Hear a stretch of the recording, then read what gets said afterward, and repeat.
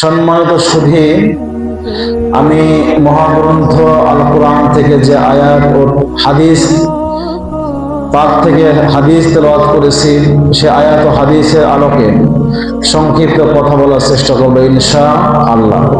আয়াতে কারিমায় আল্লাহ তাআলা আমাদেরকে নামাজ কায়েমের কথা বলেছেন এবং আরো বলেছেন যে নিঃসন্দেহে সৎ কাজ মানুষের গুনাহগুলোকে মিটিয়ে দেয়, ধ্বংস করে দেয়। হাদিসে কারিমায় রাসূল সাল্লাল্লাহু আলাইহি ওয়াসাল্লাম বলেছেন, মান ইয়াজমাননি মা বাইনা লিহইয়াইহি ওয়া মা বাইনা রিজলাইহি আজমাল্লাহুল জান্নাহ। রাসূল আমাদেরকে সুসংবাদ দিলেন যে তোমরা যদি দুইটা কাজ করতে পারো তাহলে আমি রাসূল তোমাদেরকে জান্নাতে নেওয়ার জিম্মাদারি গ্রহণ করলাম। সুবহানাল্লাহ। এই দুইটা কাজকে পারা যাবে ইনশাআল্লাহ? পারা যাবে। এই দুইটা কাজের জন্য পূর্বতম শর্ত হলো ঈমান। ঈমানের পরে রাসূল বলেন, মাইয়াজমাননি মা বাইনা লিহইয়াইহি ওয়া মা বাইনা রিজলাইহি আজমাল্লাহুল জান্নাহ।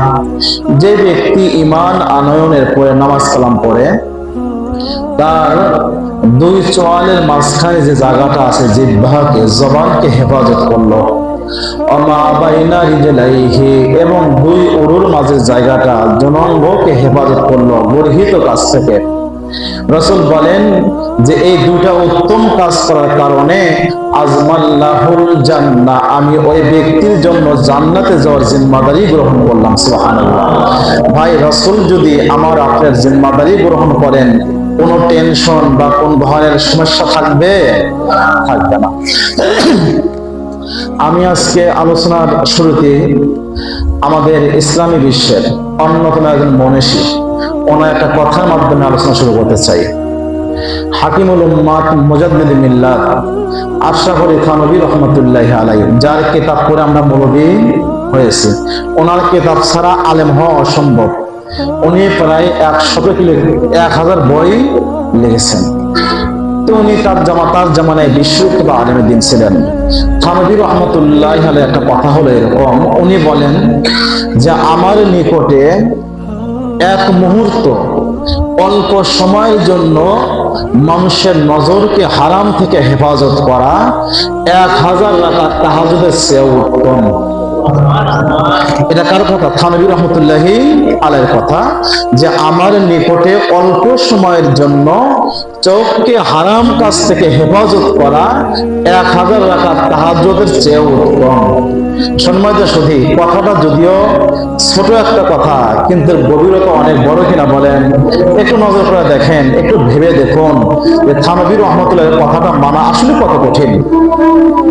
আজকে আমরা নামাজ পড়ি, হজ করি, সম্পদ আছে যাকাত দিই, বিভিন্ন ভালো কাজ করি, কিন্তু চোখকে হেফাজত করা এতই কষ্টকর হয়ে গেছে, এতই কষ্টকর। রাসূল বলেছেন সে জামানায় এমন একটি সময় আসবে যে ওই সময় ঈমান নিয়ে বেঁচে থাকা, দিনের উপরে অটল থাকা মানুষের জন্য এতই কঠিন হয়ে পড়বে যেরকম হাতের তালুতে আগুন রাখা কঠিন হয়ে পড়ে। সম্মানিত সুধী, রাসূলের কথা বাস্তব কিনা বলেন? আজকে এই সমস্ত ফিতনার মধ্যে অন্যতম একটা ফিতনা হলো আজকে মোবাইলের ফিতনা। আজকে মোবাইল খুললে অশ্লীল ছবি আসে কিনা? আসে। ঘর থেকে বের হলে বেগানা নারীর ছবি, বেগানা নারীর চেহারা সামনে পড়ে কিনা? পড়ে। এখন এই অশ্লীল ছবি থেকে আর বেগানা নারীর চেহারা দেখা থেকে বাঁচাটা বর্তমানে এতই কঠিন, হাতে আগুন রাখা হয়তো সম্ভব হবে, কিন্তু এই সমস্ত জিনিস থেকে মানুষের নজরকে বাঁচানো এত বেশি কঠিন কিনা বলেন? এত বেশি কঠিন। আজকে চোখকে হেফাজত না করার কারণে মানুষ এমন ভাবে পরকীয়ায় গুনাহের কাজে লিপ্ত হয়ে গেছে। আপনারা দেখবেন পত্র পত্রিকায় এগুলো এমন ভাবে আমরা দেখতে পাই পত্র পত্রিকায় যে মানুষ যেভাবে গুনাহের কাজে লিপ্ত হইতেছে, অদূর ভবিষ্যতে আল্লাহ না জানে আমাদের দেশটাও পাশ্চাত্যের ইউরোপ আমেরিকার দেশ মতো হয় কিনা। আজকে বিভিন্ন দেশের ইতিহাস করে দেখেন, থাইল্যান্ড, যেখানে মানে পরকীয়া, এরকম পরকীয়া বলতে বিবাহ বহির্ভূত সম্পর্ক এত বেশি বেড়ে গেছে যে সেখানে ওদের এই ঘৃণিত কাজ এত বেশি ওরা করে যে এই কাজ থেকে মানুষ বাঁচাটা অসম্ভব হয়ে গেছে। থাইল্যান্ডের সামাজিক অবস্থা হলো সেখানে ধরতে গেলে প্রায় 70% মানুষের গুনাহে লিপ্ত হয়ে গেছে। ইউরোপ আমেরিকার দেশগুলো আছে কিছু কিছু দেশ এমন অবস্থা যারা কি কুকুর নাকি মানুষ রূপে হায়ানা এটা বোঝার উপায় নাই। ওদের কাছে বোন ভাই ভাগ্নি খালা এগুলো কোনো কিছু নাই। ওরা মনে করে মানুষ মুক্ত মনা, সামনে যে আসবে তাকে করো, কোনো সমস্যা নাই। আজকে পৃথিবীর অবস্থা এমন হয়ে গেছে। অথচ রাসূল বলেন যে মানুষকে আল্লাহ তাআলা ইতিপূর্বে বিভিন্ন জাতিকে ধ্বংস করছেন এই গর্হিত কাজের কারণে। রাসূল বলেন মানুষ যখন ব্যাপক হারে জিনা করে, পরকীয়ায় লিপ্ত হয়ে যায়, আল্লাহ তাআলা ওদের শাস্তি স্বরূপ প্রথম যে শাস্তিটা দিয়ে থাকেন সেটা হলো মানুষের বাহ্যিক চাকচিক্য থাকবে কিন্তু অন্তরে প্রশান্তিকে আল্লাহ উঠিয়ে নেবেন। অন্তরে কি থাকবে না? প্রশান্তি থাকবে না। দেখতে ইউরোপ আমেরিকার দেশগুলোতে দেখতে মনে হবে যে দুনিয়ার সমস্ত ভোগ বিলাস আল্লাহ ওদেরকে দিয়েছেন, ওদের সুন্দর অবকাঠামো, আর্থিক অবস্থা ভালো, এরকম সুন্দর গাড়ি ঘোড়া নিয়ে চলাফেরা করে, কিন্তু বাহ্যিক ভাবে ওদের চাকচিক্য থাকলেও ভিতরে কোনো কিনা শান্তি নাই। এর প্রমাণ হলো বিশ্বের যে সমস্ত দেশ বেশি আত্মহত্যা করে এ সবগুলো দেশ ইউরোপে। সবগুলো দেশ কোথায় বলেন? ইউরোপ। যাদের সুন্দর জীবন আছে, সুন্দর বাড়ি আছে, সব কিছু ভালো হওয়া সত্ত্বেও ওরা বাঁচতে চায় না, আত্মহত্যা করে মরে যায়। কেন মরে? ওদের চোখের সামনেই যখন এরকম কি করে অবাধে এরকম ওদের মা, ওদের বোন, ওদের সন্তানগুলো গর্হিত কাজে লিপ্ত হয়, যারা সুশীল মানুষ এরা সহ্য করতে পারে না, তো সহ্য করতে পারে না। এই জন্য আল্লাহ বাহ্যিক সৌন্দর্য দিলেও ভিতরগত যে ইতমিনান প্রশান্তি আল্লাহ দূর করে নেন। এটা হলো জিনা পরকীয়ার প্রথম শাস্তি।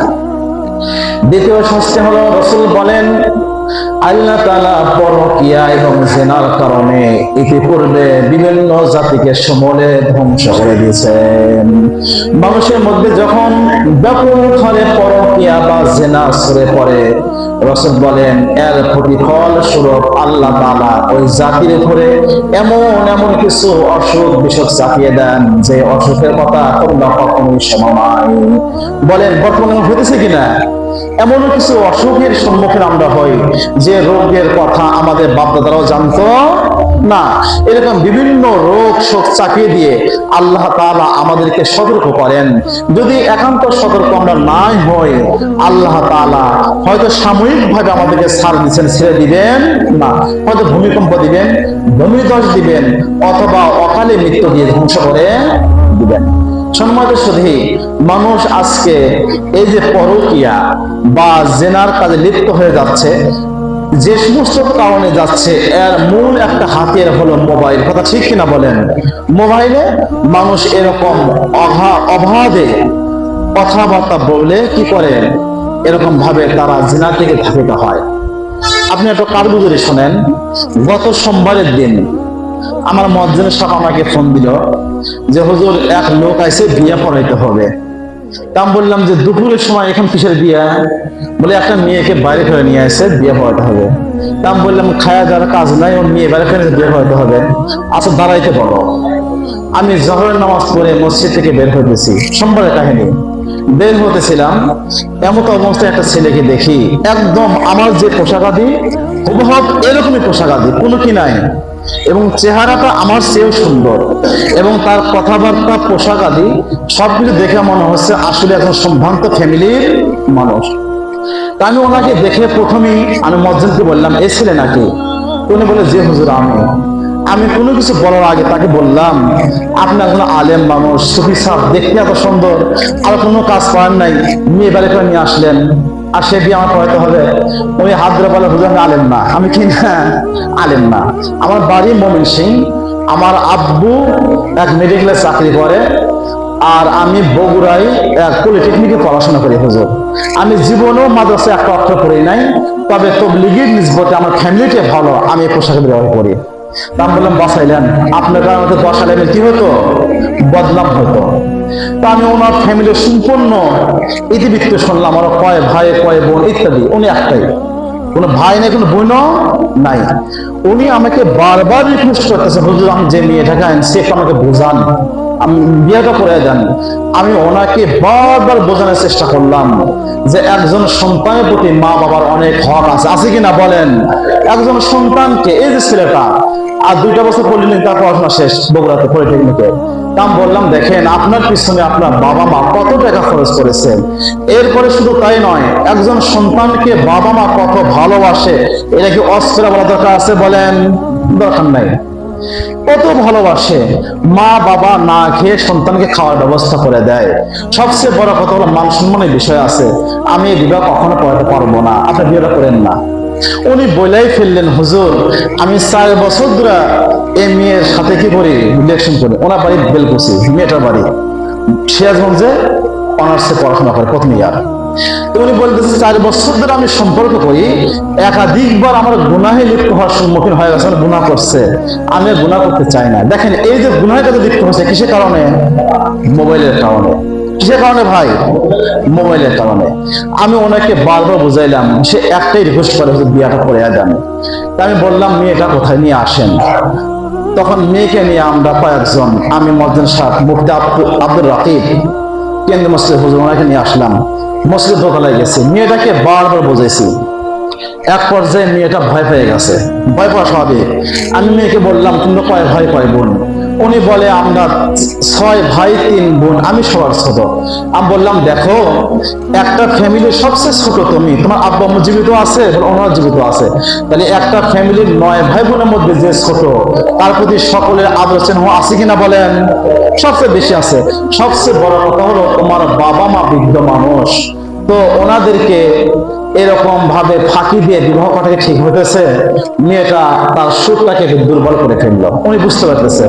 আমি আরো বললাম যে পুরুষ মানুষ এটা অনেক ক্ষেত্রে দ্রুতবাজ হয়ে থাকেন। এখন তুমি যে বিবাহটা করো, কয়েকদিন পরই বলে ফেললো যে সে আমার বউ না, হতেই পারে, তাহলে তোমার জীবনটা কি কোন পর্যায়ে যাবে?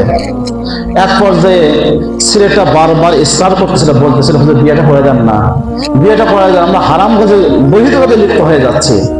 আমরা শেষ পর্যায়ে বললাম ইসলামী আইন এবং শরীয়ত আইন, মাসলাকে ভালো করে শুনবেন, ইসলামী আইন এবং আমাদের রাষ্ট্রীয় আইন এক।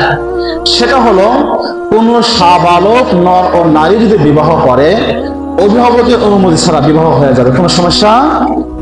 আবার বলতেছি মাসালা, যদি কোনো সাবালক পুরুষ ও নারী অভিভাবকের অনুমতি ছাড়া 2 জন সাক্ষীকে সম্মুখে রেখে বিবাহ করে, বিবাহ হয়ে যাবে, কোনো সমস্যা নাই। কিন্তু ভাই দুনিয়ার সকল হালাল কাজ কি হালাল বলেন তো?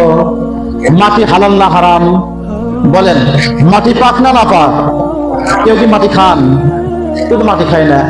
হালাল হলে তো খাওয়া যায় না, হালাল হলে খাওয়া যায় না। ওনারা যদিও আইছেন বিবাহটা আমি করে দিলে হালাল হবে, আমার কোনো গুনাহ হবে না। সাথে সাথে মেয়েটার বয়স 21 বছর, ছেলের বয়স 25 বছর, তাও ইসলাম অনুযায়ী রাষ্ট্রীয় কোনো সমস্যা নাই, বাপ মা হাজার কেস করলে সমস্যা হবে না। কিন্তু সকল হালাল তো কি নয়, হালাল নয়।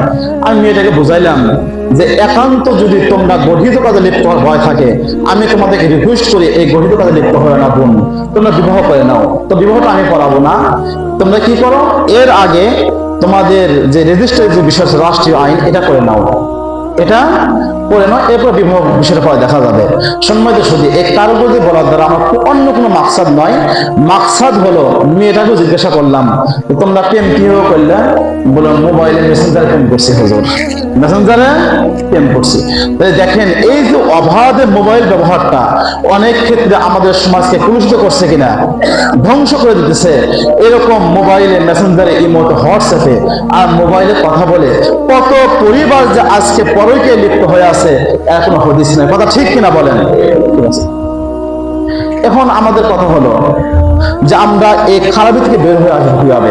আমার সংক্ষিপ্ত ভাবে আমি এটা বোঝানোর চেষ্টা করবো যে এই যে আজকে বিবাহিত অবিবাহিত, বয়স্ক অবয়স্ক, এমনকি মুরব্বী মানুষ, তারাও এরকম মোবাইলে পরকে লিপ্ত হয়ে পট খাইছে, ধরা খাইছে, খাইছে কিনা বলেন?